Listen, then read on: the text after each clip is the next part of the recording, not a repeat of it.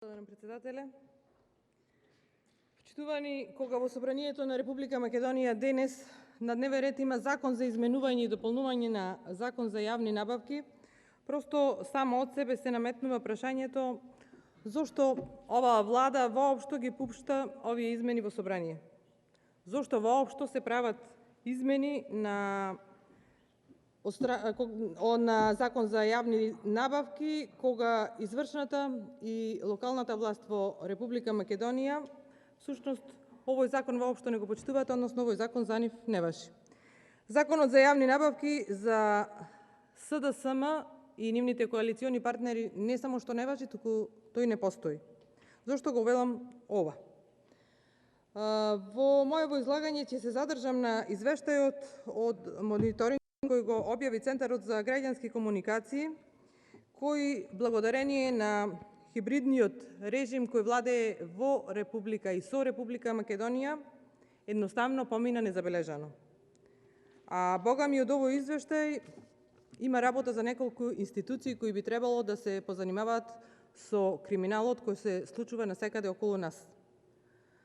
Впрочем, досега во Република Македонија неколку пати требаше да биде вклучен црвениот аларм во овие 4 години наназад.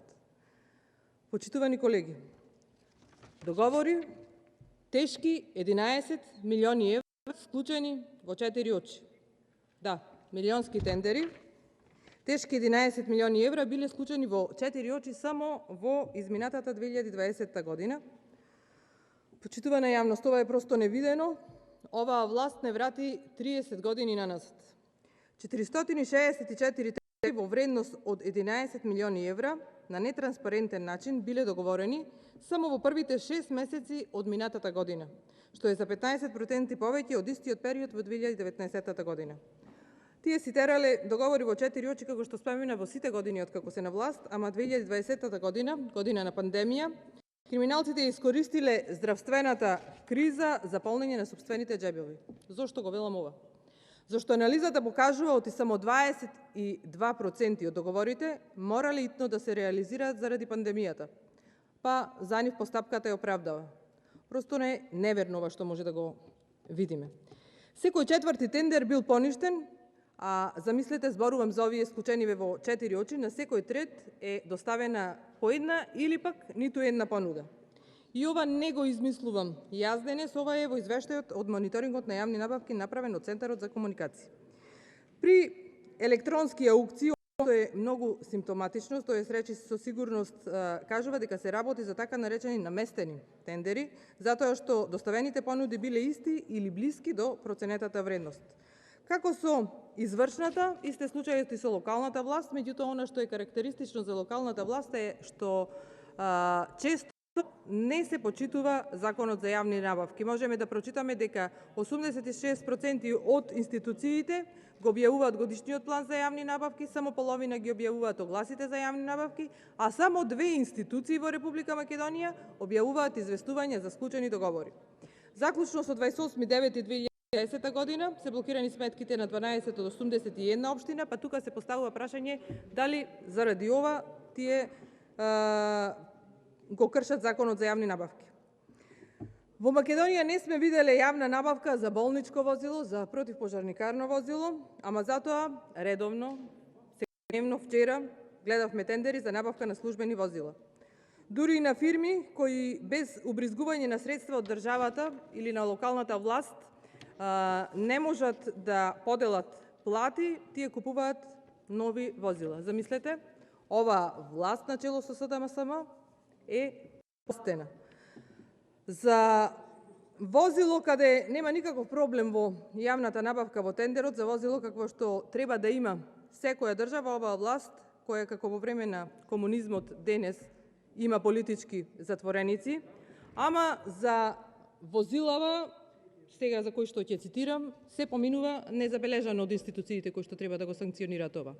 Имено, па така во тендерските документации кои ги разгледувал Центарот пронашле спецификации во кои се барало возилото да има систем за фиксирање детско седиште, да има вграден CD систем со најмалку 6 CD-а, а и со 8 звучници, кожен волан, ладење во предната вилка, држач за очила. Апсурдите одат дотаму што во спецификацијата за набавка на службеното возило за градоначалник се барало возилото да има опција child lock, односно заклучување на задните врати за да може да се отворат однатре кога се возат деца. Прашањето е зошто воопшто би се возеле деца во возило на општина. Од една страна ова покажува луксузирање со народни пари, а од друга страна може да биде и показател за можно местење на тендерите со цел да се избере конкретен понудувач. Заклучете вие сами. Заев смисли министер за антикорупција и тоа истиот е генерален секретар на СДСМ, за да всушност корупцијата се зајакне во јавните набавки. Имено и амбасадорот на Кралството Холандија во Македонија им порача на нашите власти дека во процесот на преговорите за членство во Европската Унија, посебно со новата методологија, потребно е отстранување на корупцијата во јавните набавки. Почитувана јавност, ова е уште еден од законите кои што не важат за функционерите од власт. Вчера сите ние, цела јавност, бевме сведоци како министерот за транспорт и врски на своје гостување на телевизија Алсат, замислете, без око да му трепне, изјави дека извршната власт директно ќе преговара со фирма која што ќе гради патишта, односно која што ќе гради инфраструктурата во Западна Македонија. Без око да му трепне, кажа дека ќе се заобиколи Законот за јавни набавки, ама заради тоа колегите од мнозинството овој криминал ќе мораат да му го озаконат и на нив да падне тежината за договорот кој што ќе си го склучи извршната власт во 4 очи. Ова беше очекувано дека ќе дојде. Ќе се потсетам, ќе се вратам назад, уште кога минатиот мандат, еден од првите закони кои донесе оваа власт беше законот со кој што се укина Советот за јавни набавки и на некој начин да одредена сума и си овозможија законски склучување на договори во 4 очи. Ја користам оваа прилика да ги повикам медиумите да направат истражување на оваа тема и сите заедно да се спротивставиме на злото што ни се случува. Да се истражи каде била објавена јавната набавка за софтверот на Рашковски и чии биле 4 очи кои го склучиле тој договор. Што се случи со набавката на вакцини, за кој што претходно колегата повеќе се задржа, како се одвивала јавната набавка или дали воопшто се одвивала, колкави и каде се провизиите.